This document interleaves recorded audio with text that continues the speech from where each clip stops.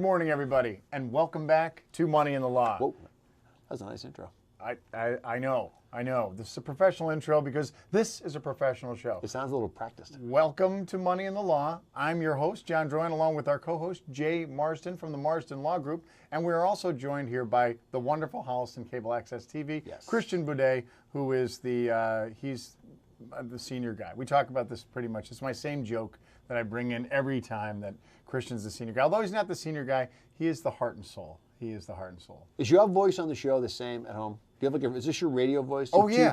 This is no. You got two different accents, don't you? No, I have. This is my same, but this is how I speak to my children. All right. Honey, would it be possible for you to go upstairs and bring all of that stuff that you left on the floor upstairs with you and put in your room? Sounds just and like then that. And then I get the, sure, Dad, anything you need. And let me know if you need anything else, because right now I don't have anything to do. Yeah. I'm going to put my phone away, and I'm thinking about finishing this book. Good morning, kids. Yeah, Would you like any breakfast? I'd love to make you some breakfast, but I'm a little behind because I had to empty all the dishes in the sink and put them in the dishwasher Don't sweat it, as Dad. requested yesterday. But now that I'm done with that, would you like me to prepare you a 7-course breakfast now that you've awoken at 11:30 in the morning? You know what, Dad? That sounds great, but you know what? We have to go. We have to be down at the church today, so because we're volunteering, so we're going to get breakfast on the way. But thanks anyway. So you know what we should do from now on? From now on, when the kids don't pull their weight at the house, just like on the show, you tell them, look, you get to call in your questions. You're going to call me on your cell phone, right? And we'll put you on hold. Like, caller number 6, go ahead. Hey, Dad, I have a question for you. Can you get some gas for the car while you're out? I'm sorry, we don't take that call. Yep, that's what we're going to do. Unfortunately, that is it's unavailable at this time. And we can have text, too. You can text your questions in. Yeah, text from 503. Yep. And then you tell them, I'm sorry, Radio Dad is not available right now for your call. So I think I might use my radio voice at home kind of full time. Why not? All right. How was your summer? It's officially, not officially, but unofficially over. It was good. It's always good. I mean, summer's good. I mean, we didn't do too much. We kind of did, a couple of here and there, spent some time down at Cape Cod, which is always, that's my favorite place on earth. God's country down there. Yep. We got to spend some time home. My oldest was home all summer, which was great. So, nice. So she worked, so we got to spend a lot of time with her this summer, as opposed to her, gallivanting with all of her friends. Sure. So it was good. It went by too quickly. And always does. And here we are. Nice. Here we are. And just as I've said it 1,000 times, September, even though I say it's going to sneak up on me, even though I predict that it's going to sneak up on me, here I am. It's September, and it snuck up on me. I already have to reschedule 2 things because I couldn't get my schedule straight. Well, it's funny, too. So we always talk about how the schedule, September now becomes a steeplechase through Thanksgiving to get stuff done, right? This is that window of time. And I already received a phone call today from somebody who has been inquiring about doing some estate planning for a solid 3 months now, and finally says to me, I now have picked up your form, and this was now that the summer has come and gone, it's now time for me to, knock out a couple of objectives that I had discussed, with the hubby over vacation, and we got to get that estate planning thing done, and so now's the time. So there may be an uptick in activity over at 847 as we're starting to see people cycle through and put summer in the rearview mirror and focus on the task at hand for the next couple of weeks. Well, I would encourage that. I encourage everybody, and we've said this before, that there are certain kind of like seasons or certain rhythms. I was going to say rhythms to the business. Well done. You took the word right out of my mouth. So rhythms where and this is the time where people all right, summer's over, and I have a window in time where I can get some stuff done. Yeah.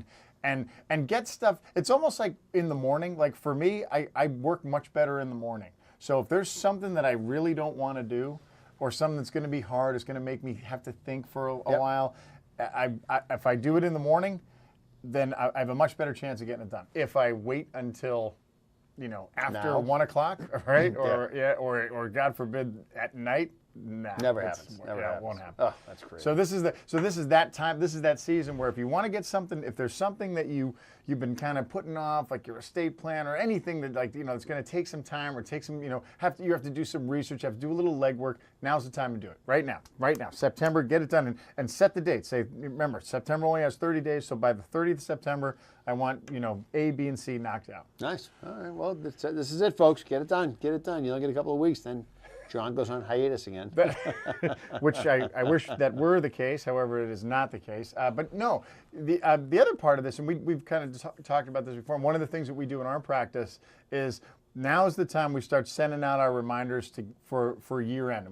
Year end is a huge topic on money in the law. It's almost like every day every day could be year end. Every day you need to be thinking about the we year have end. We have a fiscal year end here that ends every day. Every day. That's right. It's not a It's calendar like year. It's a Groundhog fiscal Day. year every day. Every day is the end of the year. So although the year end we have a little time, we don't have as much time as we did back when we may have brought this up in March. Or That's when right. we brought That's this exactly up right. in Yeah. January. Yeah. But think about it, right? So we're in the 9th month. Like it's here. Like I know. We've hit the. When you say it like that, when you say we're in the 9th month, it sounds like we really are much closer to the finish line. So, and there will be, again, there's the inevitable year-end scramble for a whole bunch of reasons, which we'll do a whole show on as we get closer to the year-end. And we'll talk about it again. And it's the same wash, rinse, repeat. There's things you just got to get done. And this will all be part of it. And now is the time to, again, because you're in that getting things done rhythm cycle. Now's the time to make your list. Get your say, and then you can start to prioritize what needs to get done before what. But make your list. Start writing things down. And who knows? Are you going to get everything done that you want to get done? Does anybody? But you know what? You bring up a good point. If you don't write it down, you're definitely not going to get it done, right? Every planning tool in the world that you always hear about, goals, objectives, get things done, the first thing they tell you is write it down. Writing it down makes it real, and this is the time to do it, And it's real. And it's real. Oh, it's real. And you can use money in the law as kind of like your azimuth check to reality check. We are reality. Yeah, we are reality. Are reality. What are you talking about today? I thought Speaking you were of reality. I thought you were going to say. All right. So actually, you know what I wanted to talk about? Something real. Go ahead. Something very real, which a lot of people don't get. Well, they don't get, or they don't appreciate it, or they don't give it any thought, or they're like, whatever, blah blah blah blah. I want to talk about inflation. Ooh. I want to talk about inflation, whoa. and I want to, and we'll dumb it down. But I want to talk about inflation, and I want to talk about exactly what does inflation mean, because it's almost like in the short term, like if like things that are because everybody kind of thinks that the targets that are right in front of them. They think about all right, this is what I need to get done today. This is what I need to get done before the end of the year. This is what I need to get done before the end of the month. Whatever. But so they don't. It's hard to think kind of in long range planning. Now in our line of work, which is estate planning or financial planning or elder care planning, people think about we make people think of things in the future. We make you say, okay, look, I know you're 45 years old, but someday you're going to retire. Someday, I know that you're 60 years old and you feel super healthy, but someday you're going to die. So, and all this money that you have, it's got to go somewhere, and you want it to go somewhere. So, when people think in those terms, that's almost like, yeah, that's really far away, right? They don't think in terms of they don't say, well, unless you're close to retirement, or unless you're knocking on the door, then you think that that's in the future, but I don't give it a lot of thought in between. Same thing happens with inflation, right? People say, inflation, oh yeah, I know, it's like one of those things, and every year, my dollar, it can buy less. And if someone says, wow, the inflation rate is 3%, you're like, oh wow, that's something, right? But but to regular people, $100 still is $100, but not to still feels like $100. Right, $100. Like if you have a $100 bill, if you have 5 of them or 1 of them in your wallet, you're like, wow, that's a lot. But then when you go to spend said $100 bill, what am I getting for? So I want to talk about that today. Well, it's funny you brought that up. So my daughter is taking a building wealth class. Whoa. As part of her high school curriculum. My God. And I want to take that class. And I want to teach that class. And what's funny about it is we just had an inflation discussion. Come on. In the car, driving around, and we were talking about, because she's asking me questions. So you're current on it. Well, she's asking, well, first of all, I'll put this in the context of, as somebody who's in this business and has been in this business almost my entire professional career, aside from a small stint driving around selling artwork door to door, but that's a different story that didn't really work out that well. Cleaners, it's another story. But and weren't you in the Foreign Legion too? It 6 months. It, 6 it, months. It Yep. felt like the one Foreign tour. Legion, I'll tell you. But you take for granted some of the knowledge, and so to see these concepts unfold in front of her, and have her ask me questions and have me explain to her how these things work, and having this inflation conversation and try to bring it to a real life scenario, and explain to her, this is what, in some instances it doesn't seem like it's a big deal, but over time it has a real impact. Talking about the value of things that relate to her world, the things that she buys, and all this other crazy stuff. So it's a conversation that you to your point, you take for granted in the sense that it's out there, but you don't necessarily always realize the impact that it's going to have on your planning at all. Yeah. So, and you know what I love about your story? The magic of is that she's asking the questions, right? So that and that's a whole different. Oh, yeah. She's like, oh, hey, Dad, can you? I know you may have some experience, So anytime your kid asks you something, and you're like, you know what? It's all like, day long. Yep. It's Christmas like come early. You know what that is? That's a walk-off home run. Yep. That's right. That's a drive to center, walk-off, game over, right? And actually paying attention to it too, right? I'm just watching the ball go sailing right over the center wall, Right. and I'm like, this is God, as good I got as all it of gets that right one, here. right? Yep, So the fact that she said, because you may feel, you could put yourself maybe, 3 months before this, like in the same car ride, and be like, hey, you know what? One of the things that we have to start thinking about, especially when you're investing, is the factor of inflation and then you start, and kids are like, oh, Dad, make it stop. Right? Just pull the headphones out, put the beats on while you're in the car. Yeah, Sure, just Dad, go ahead, whatever. keep talking, Yep. Dad. I'm Wake not me up when we listening. get to the bridge. Yep, that's you go great. ahead. I'll Great just conversation. keep Yep. talking. You can turn your radio up really loud if you want. I don't care. You can listen to talk radio if you want. You know what I like to do? Sometimes I like to open up the window and stick my head out like the dog does. Yeah. Just so I can't hear you. So we're going to avoid this conversation. So that's kind of so it is. So let's talk inflation. Very exciting. I was thinking about if we get to it, because sometimes we don't. Sometimes it's all about the money. But I was going to talk It about is the lead. It's come up this week in a couple of cases, and it's interesting. I was going to talk about the list that comes out that everybody gets the newspaper, and they open that list up and they start looking for just random names that they recognize, maybe their own name. They always start with their own name. Finisher of the Boston Marathon. Nope, not that. Not Falmouth Road Race. No. Sexiest guy over 50. Nope.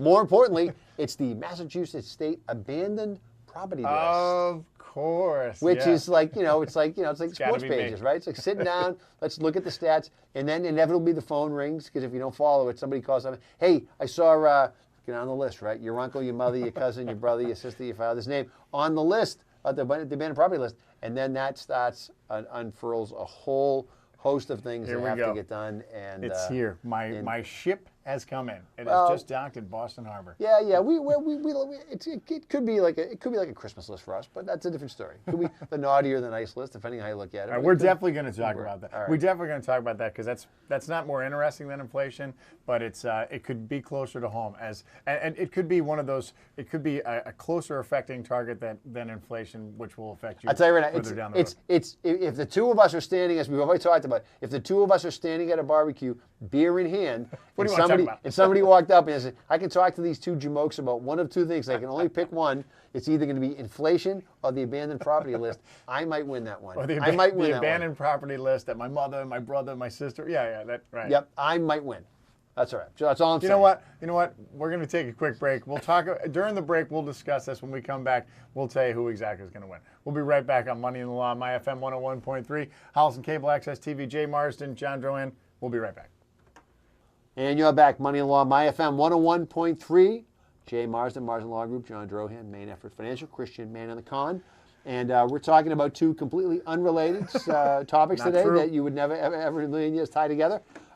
Inflation on the money side of the equation, and more exciting and more importantly, the abandoned property list on the law How is that on the side. law side of the equation? Well, What does that have to do with law? When we get there, I'll I mean, fill it you has in. to do. It has to do with law, like if it's gonna show up in somebody's abandoned will or something. We'll We'll talk about That's it. We'll All talk right. about it. All right, so let's quickly talk about inflation. We'll kind of put things in perspective. So exactly what is inflation, right? So all inflation is that this is the value of money and the purchasing power of money. So we'll talk in terms of United States money, the US dollar, and what the US dollar can purchase now versus what the US dollar can purchase a month from now, a year from now, 5 years from now, 10 years from now, 100 years from now.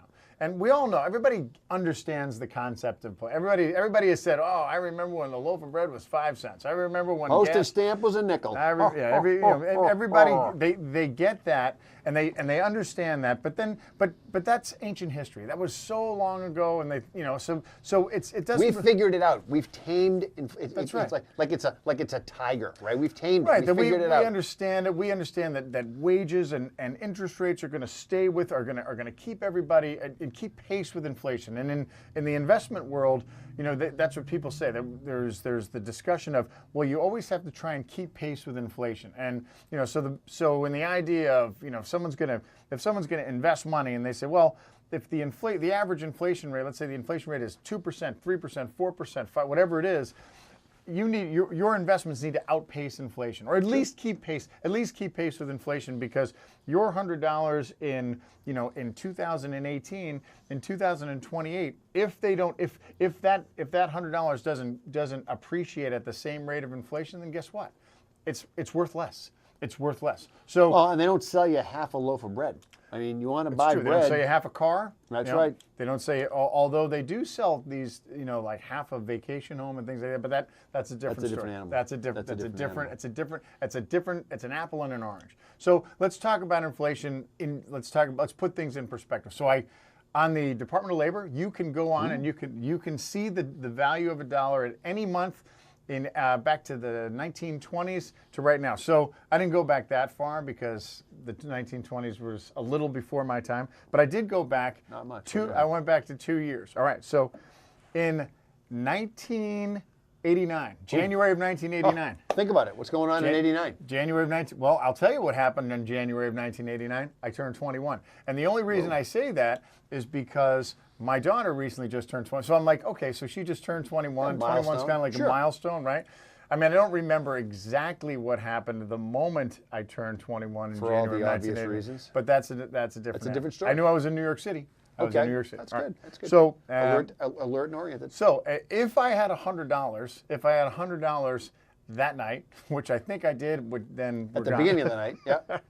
So that same $100, if I took that same $100 and fast forwarded to January, to my birthday, January 2018. So that you're $100 50 now, I think is right? Exactly. All right. And all right. Proud of it. So 21-year-old John goes out and spends $100. Yeah. 50-year-old John goes out and spends $100. In order to buy the same amount same birthday, same birthday. To recreate that same birthday, which actually was close, but it wasn't quite the same. It was at my house. It wasn't in New York City. You were there. Yeah, it was. Yeah. To recreate that same, I would need, how much you think? I'll give you the answer. $130. $208.10. Wow. So that's the equation. So I don't remember exactly what we were paying for beers that night, but in order to do the same, I would have get the same amount of bang for my buck, $208.10. So now, let me go back even further. So since everybody knows how old I am now, so in January of 1968, which is when I was born. Oh, of course. January of 1968, right? When I was born much before you. Yeah, right. Same. It was like 3 months. 68 was a big year. Yep. So if I had $100 or my dad had $100, So Dad says, I got another son, right? Yeah. Let's go paint the town red. All right. All right. You know how much he would need to paint the town the same colors and using the same type and brand of paint? $739 and $2. So that's a 50-year span. So in 50 years, $100 appreciates or inflates 7 times. So or over 7 times. So that's a big number. And it's a big number, like when we talk about over, so let's think in terms of, let's put it in the terms of retirement planning. Because, as we said before, all roads lead to, in our business. Plan for a long time. In the financial planning business, it's really all about retirement and being able to kind of save enough money, get enough money, have enough, assets in order to generate income, so you don't have to work anymore, or you don't have to work the same amount, or if you can't work, you can't work. That's what retirement is. So in order for us to get to that point, you need to be able to buy the things you need to be able to buy food, you need to be able to buy gas, you need to be able to pay your rent or your mortgage or your electric bill, or all those costs, the cost of doing business.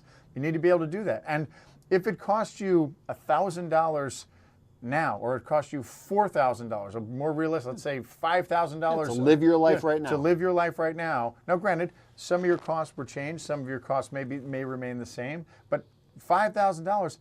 Fast forward, so if you're a 30-year-old guy, right? 30 years, and how many 80-year-old people do you know? Probably a good number, Fair right? number. Yeah, right. Because yeah. in your so that's 50 years. So 50 years, that guy who's $5,000 a month cost, if everything kind of remains the same, multiply that by 7. Yeah. Right. That's the inflation rate of my last 50 years, right? Yeah. So 5,000 times 7. So wait a minute. Does that mean in order to pay my bills 50 years from now, I'm going to need $35,000 a month? Could be. Could be. It could be. So that's what inflation does. So now, when we talk about positioning your assets and making sure that like you have to be in a position where you account for inflation, because what's the average? Do you know what the average inflation rate is? Because I do. The average inflation rate over the last 2.1%. No. The average inflation rate, the U.S. average inflation rate is 3.22%. Now, does that mean it happens every year? And every year we go up by 3%? No. But over the last 85 years, that's what the average annual inflation rate is. 3.22%. And you think, And so, again, and it's compounding. That's right. So now, like if I'm like from year to year, I don't really get it. I don't really see it. So if I have $5,000 in the bank in September 5th on 2018, on September 5th, 2019, if I have $5,000 in the bank, I still feel like I'm in the same place, right? Well, it's funny you said that. So I agree with you. I always feel like when you have the conversation around inflation with somebody, it's that whole idea of, the frog in a pan of hot water, right? Like they don't feel it. They don't really know it's there. The temperature's going up, but it never really gets any attention unless something happens, right? And I'm sure that part of your discussion is this idea that, the inflation rate at a 3.1% average, different things inflate at different rates, right? So the one thing that I always feel like where you really feel it is in something like the price of energy, the price of gasoline, right? Yeah. And everybody walks around and says, gas is under $2. Nobody gives it a second thought, right? Yep. Fill up the tank, fill up the tank, fill up the tank. $20 goes a long way, $30 goes a long way, whatever they're doing, that's great. And then all of a sudden gas, for some crazy reason, oil goes to, 125 a barrel, and gas goes to north of $4 a gallon, and all of a sudden it's like, whoa. I'm not filling the carb. I'll fill the carb twice a week. Sure. I'm not just throwing $100 in the tank. That to me, that is inflation marching right up to the front door and knocking on the door and saying, here's John. Yeah, that's inflation on steroids too, right? Yep. So then, but think about it too. That's a great example because think about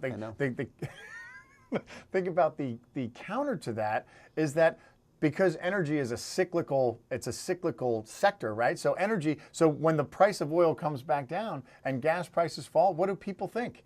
So now because that particular sector or that particular commodity now has gone down, then like, oh, what's inflation? Right. Inflation is, I remember when gas was $4 a gallon. Remember that? Oh my God, remember that? Gas was $4 a gallon. Right, now it's back to $2.25. So that's what happens. So people, so if you and that's a great example because what happens is people kind of focus on one thing. They say, okay, they look at housing prices, right? So they say, oh, you know what? I'm going to buy a house. Of course the value of my house is going to go up because of inflation, because everything is because all costs go up, right? So if I buy a house in Milford, Massachusetts in 1995, then absolutely the value of that house is going to go up. So if I go to sell it in 2020 or 2025, it's going to have appreciated times the gajillion inflation rate of housing, right? Now, does that always happen? No, it doesn't, right? No. Because of all the other economic factors that cause prices to rise and fall. Well, there's people standing around right now talking about what they paid for their property in 2008. That's right. 2008. They're like, you never guess what I paid for this That's 10 place. years, right? Bought it 10 years. Actually, funny story. So somebody close to us recently bought a place, first house, all excited, first-time home buyer. They're in, right? They're all fired up. We did a closing, all this great stuff. Then I said, we did a closing room at 847 Washington Street at the Marshall Law. Right. Which, by the way, our fees are also subject to the inflation rate as well. So, but as a joke, I said, let me go back and look at my first place that I could have bought in Charlestown. I was just in Charlestown Right? thinking about when you. I was Yeah. married, I just got married, right? Honeymoon. Charlestown, I move in, right? I Too looked. crowded. So we were leaving. We were moving out. I'm sorry. I was in the first year of law school, and my landlord came to me and said, "I know you're in the middle of your first year of law school, but I'm moving. I'm selling my house. I'm selling want my it? brick 3-family house overlooking the Navy Yard. Any interest?" Right? And I said to Kim, No. "I'm in the middle of law school. I'm in the first year. I don't have 2 seconds for anything. I don't want to take on this project because right now the project is law school." I hate the Freedom Trail. Right? Yeah. Who wants to be around, the birthplace, the cradle of liberty, right? Who wants to be around the middle of the revolution? It's not a popular Yawn, location. Nobody wants to be yawn, here. And this yawn. off-street parking and this big, I don't want to do this. So I didn't buy it. Passed on the building, 500 grand. Passed on the 3-family, just for giggles, to beat myself up because I like to do this. I looked this week at what my Zestimate? That's right. My Zestimate from Zillow. You want to talk about inflation? My 3rd floor apartment is now a condo selling for $1.7. $800,000. That's not bad. So I could have had. That's 1/3. That's 1/3. In for 800. Yeah. The building was going to be 5. Let's do the math times 3. Talk about inflation. These are the places that you see inflation go crazy, right? And those are the as good as they're going to get examples. These high commodity places in Boston and New York, and ground San zero Francisco, for the real estate and market, things Chicago. like that. Yeah, Yes. so that's the oh my God, that's real inflation. Another example like that could be the cost of college, right? So you think about the cost of private university, from 20 years ago. 20 years ago when I was at BU, it was they were the most expensive, one of the top 3 most expensive universities in the country, and it was $29,000. $29,000 all in, room and board, tuition, and it was and this was back in the in the mid '90s, and people were like, "Oh my God, how is anybody ever going to BU afford at 29, that?" who can afford it, right? Yeah. Now it's BU at 60, Yeah. and what do you mean you're not sending? No, your it's kid? not 60. No, it's It's over 60. 75. Oh, Oh, yeah, okay, yeah, all right. yeah. So it's Go, man. right. So it's crazy, right? So then this is over a 20-year period, more than double. So Yeah, healthcare, same exact story, right? Exactly. Healthcare premiums, healthcare insurance premiums, the cost of healthcare, all of those big ticket items. And some of those big ticket items you don't realize because it's really behind the scenes. right. Your healthcare.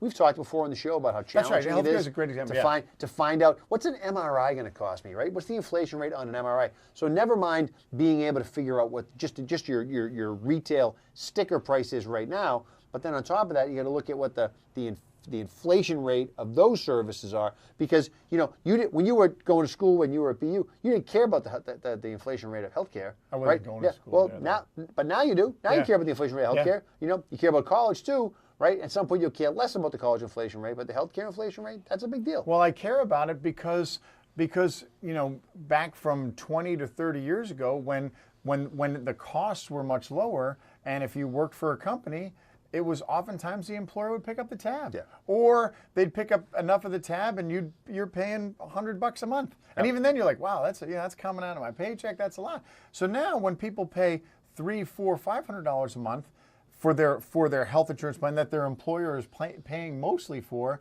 they're like, oh my God, this is crazy. And then it goes back to well, why is my healthcare so much? What does it cost so much? And you don't know why, No. because you don't know that same day surgery costs $95,000, right? It's Right. as opposed to back in 20 years ago where it cost $16,000. Right. And that kind of inflation is that's the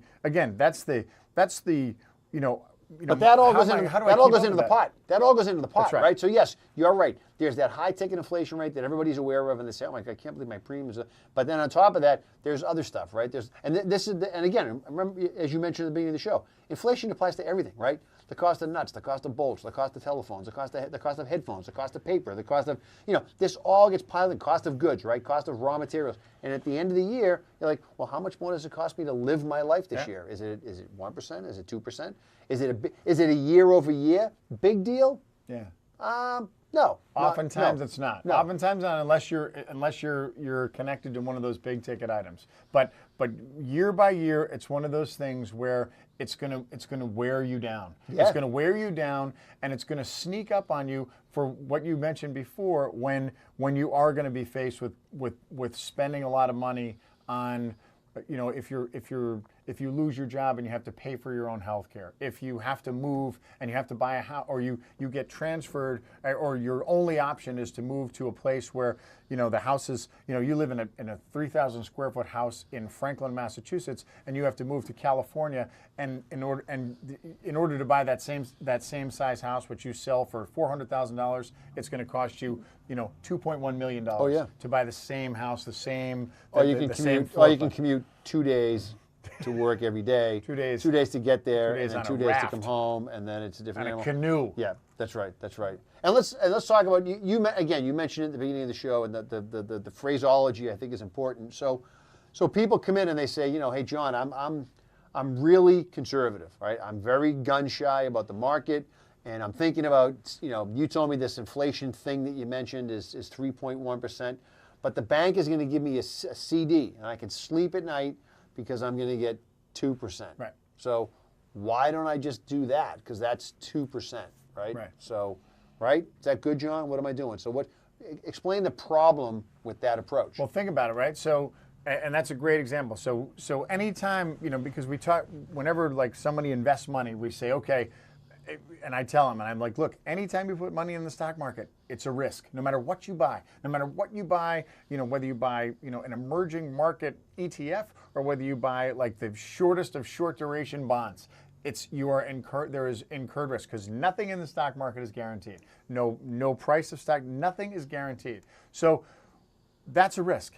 When someone comes in and says, you know what, I want to keep my money in the bank. I want to keep my money safe. I want to keep my money in a CD that as of right now is not keeping pace with the average inflation rate, then I say the same thing. I say that is a risk. It's not a risk in the sense that the value of your account is going to go down, because that's guaranteed by the government. If you buy a CD from a bank, it is guaranteed. You are guaranteed to get that.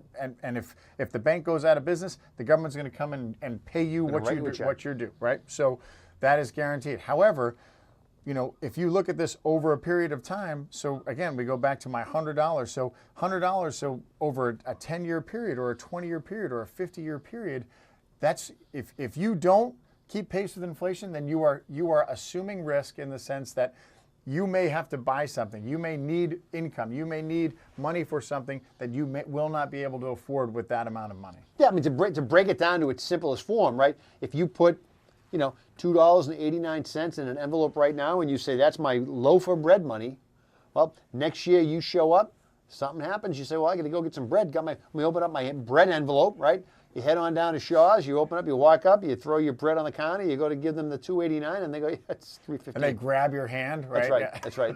You say, well, it's $3.15. Like, what do you mean it's $3.15? Whoa. It's $3.15. The bread is more expensive. Yeah, but last year was $2.89. Yeah, last year was $2.89. It's not $2.89 now. It's $3.15. Yeah, right? the And you price play is this game, gonna- right? Wash, rinse, repeat, right? You play this game next year. Okay, you pony up the extra dough out of your pocket. You put $3.15 in the envelope. You come back a year later. You go. But wait a buying minute, some more gas bread. gas is less than it was last year. Gas is less than it was last year. Okay, so then- you got to go to the gas envelope. You got to pull some money out of the gas envelope. You can move these deck chairs around a little bit. But the idea sooner or later, is the Titanic is going to the Oh, bottom. but the idea is that you hopefully you've set it up in such a way that you've got when you open up all the envelopes, you're ahead of the curve, right? That's right. But how would you be ahead of the curve if it's all just staying at the same value?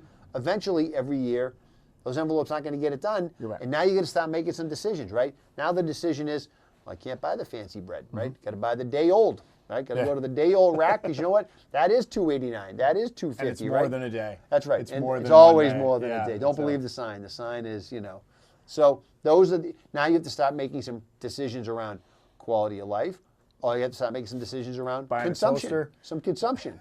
Toast it. You can always toast it. By the always toast it. All right, well, we're going to a hard break. All right, hard break. We'll be right back. Toast and bread.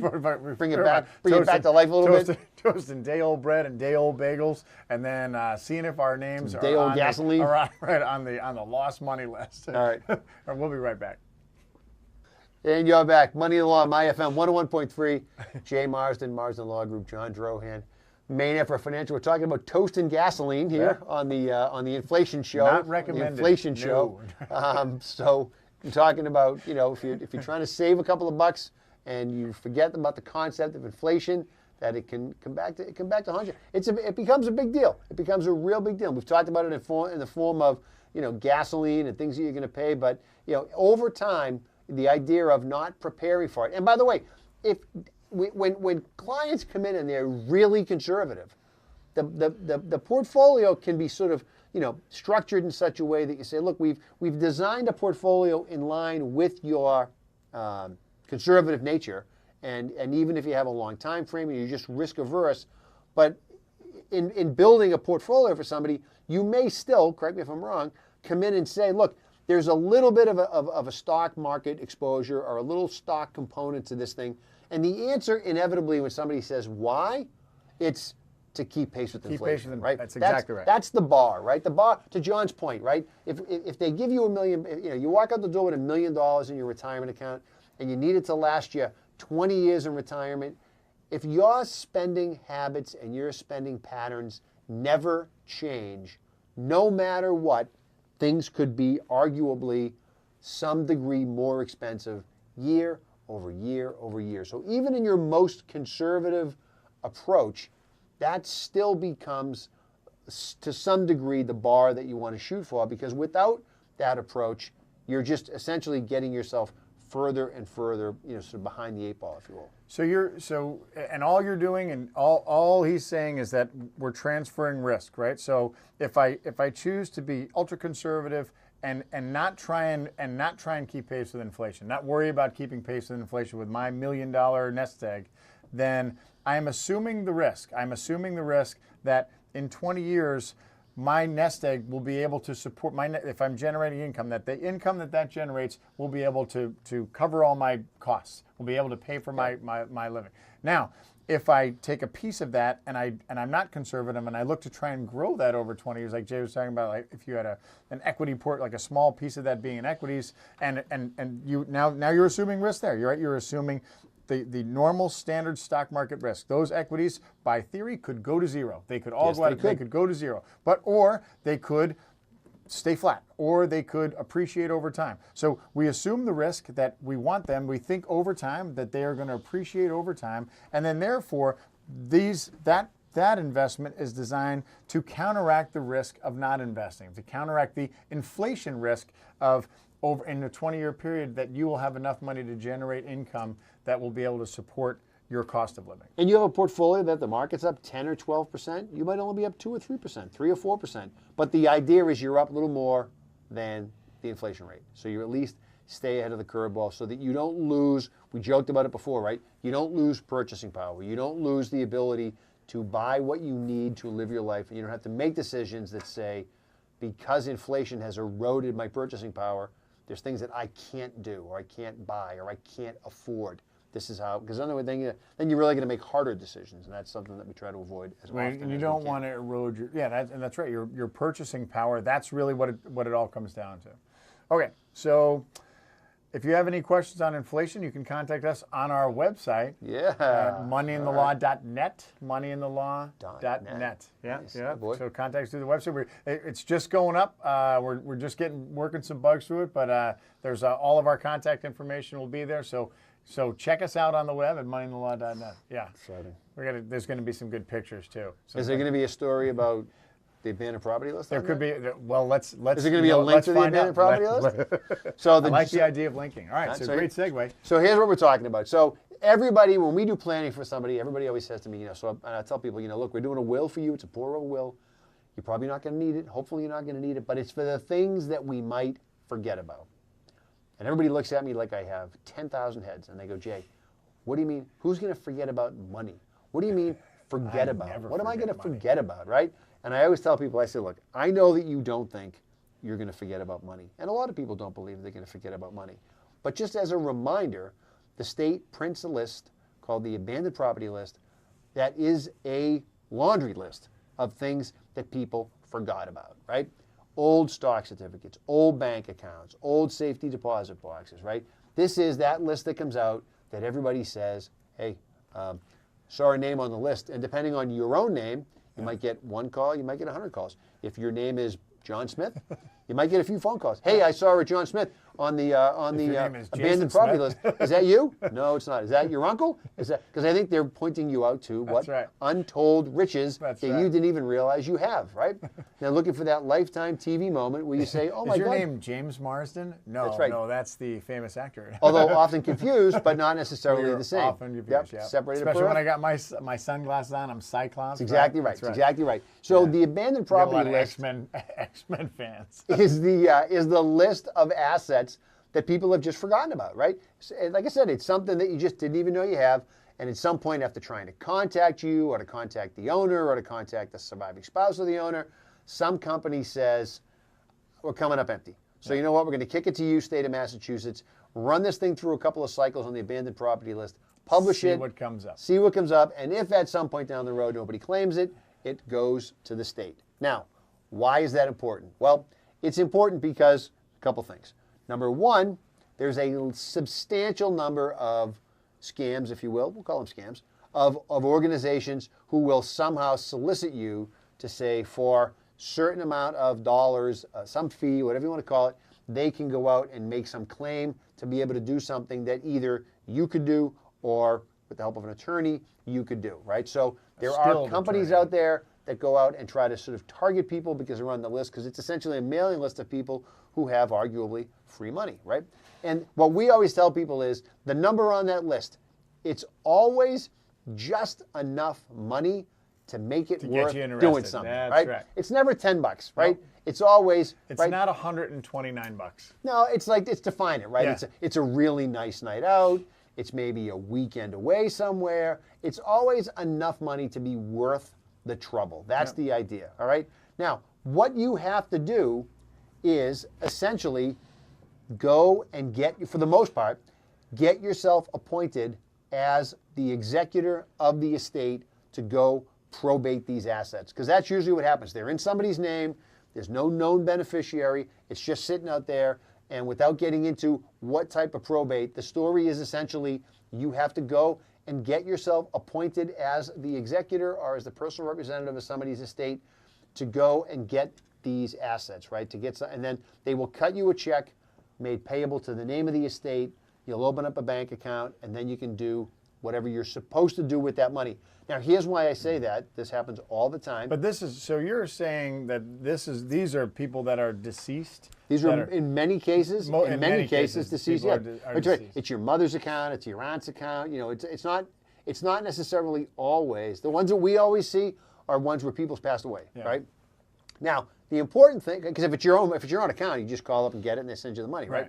But what happens is somebody owes me $5,000. That's right. There. On the abandoned property side, people will come to us after they have sent those people every single scrap of paper that they could possibly lay their hands on, with the exception of the ones that actually make it work. Yeah. That's right. That's right. So it's, you know, in many cases, it's going to be either somebody's will. Library card. It's not going to be a library card. It's going to be a will. It's going to be a death certificate. But in most cases, and more importantly, it's going to be a appointment letter from the appropriate probate court that says, yes, you are in fact the person who has the authority to walk up to the abandoned property people and say, can I have the old proceeds from the life insurance policy? That's what it's going to take. And to do that, it's going to cost you a couple of bucks. You got to file some paperwork with the probate court. You got to go through those hoops. So it's work, and in many cases, it's worth it. But it's not just as simple as you're going to call them, they're going to send you paperwork, you're going to look at the paperwork, and then you're going to say, well, I have a copy of this power of attorney, I'll send that. No good, doesn't work. I have a copy of a healthcare proxy. No good, doesn't work. I have an old deed. I have a letter. I have an old birthday card. You're going to send them all these things thinking that that's what's going to get it done. And remember, they're the state. right? Yeah. So they have their own process, right? Yeah. And they're going to say, and they look, have their own timeline. oh as yeah, well. that's right, that's right. So they're going to take their sweet time, but that is the process. The process is you have to go get yourself appointed as the executor in many cases, and then once you have that authority, then somebody will actually talk to you. So the monetary, so that's the other thing. So if the monetary value will be disclosed to you. You'll be able to, you'll know exactly Yeah. like what tell the you. general number is that you're talking about. Yeah, So John Hancock so, Fund, John so then you can Manual so Life then Fund. you can decide. You can decide, is it worth my pain and suffering right. and cost to be able to go do this? Oh, and by the way, just so you know, to add to your, is it worth the pain and suffering part of it? If the person that you are chasing down those assets for was a Medicaid recipient, Look out. guess who's first in line? Yeah. The Medicaid Yeah. folks, right? So you may spend all So that you may money. be doing all that work For the Medicaid. state to say, by the way, we'll take that. Thank you very Awesome. much. Right Thank now, you. some people say, look, that's fine. I'm not going to do it. It'll eventually go to the state anyway. Other people say, I'm taking my chances. I can't, not even that. I can't deal with it being on that list and knowing it's on that list. I have to wrap this up. I got to close this down. That's so right. got to figure that out and sort of go through that process and do the sort of cost benefit analysis to say, is it even worth it for me to chase it down? Again, it may very well be worth it, but in many cases, unless it's your money, unless it's your account and you're still alive, it's going to be a probate process to get yourself appointed as the executor, to then be able to fill out their paperwork and say, cut me a check, and the check's not going to go to you. It's going to go to the estate, Yeah. and then you're going to have to do whatever those estate wishes are. So if you're the estranged child who's not getting a nickel, it's not coming your ways. This is not Now, your door all, sneak in the all back. that said, all that sage advice said, I'm doing it. I'm doing You're all it. in? Because here's why. This is what I think most likely. I mean, you know, like when you scratch a scratch ticket and you don't win on a scratch ticket, Sure. and you're like, can't understand why. You're like, how did I not win? Like, how there were so many different options for me to scratch and I didn't win. I would feel the same. I'd be like, you know what? Whatever was in that safety deposit box, it's probably most likely 90% that it's going to be those negotiable bearer bonds that The ones that you see. Hans Gruber had Yes. that are untraceable in the movie Die Hard. Oh. It's going to be like 15 stacks of those. And they've been growing. Remember, I think Hans quoted they're going to be Wrapped growing up in plastic. at 20 wrapped up in plastic, so there's no damage to them. Growing at 20% compounding since the movie Die Hard came out. Oh, my God. So if that were the case, If that happens, call my office. this right. is where Main Effort Financial specializes. This is where the team of Main Effort and Mazda Exactly. Law This is where can come in and work with you. It's going to be two separate fee agreements, but it's going to be one concerted effort to act on your behalf. Come on, and not only will Money in the Law take care of you legally and financially, but we will also put you on the show. That's right. You're going to come on the show. And you'll be on TV. Yeah. And you can speak in that accent if you You want, can just speak like in Hans. whatever- Absolutely right. That's right. That's right. I saw it. I read it in Time magazine.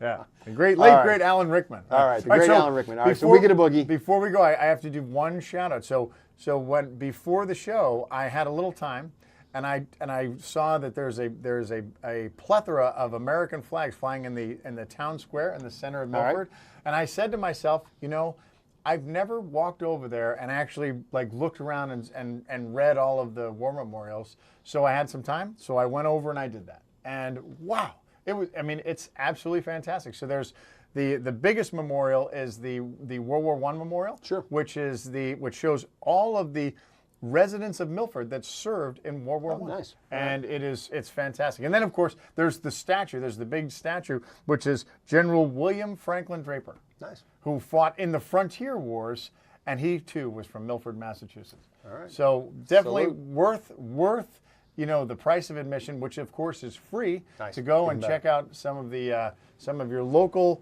New England war memorials that seeming every town has, and Milford is no exception. Fantastic. All right. Well, great show as always. And any questions, let us know on the If he website. doesn't say so himself. moneyinthelaw.net. And if you have any questions on anything we've talked about today or any questions that you want us to address in the air going forward, just give us a shout. You know where to find us, and we'll get you all buttoned up. We'll see you next week. Thanks Yes, for we will. joining us. Have a great week.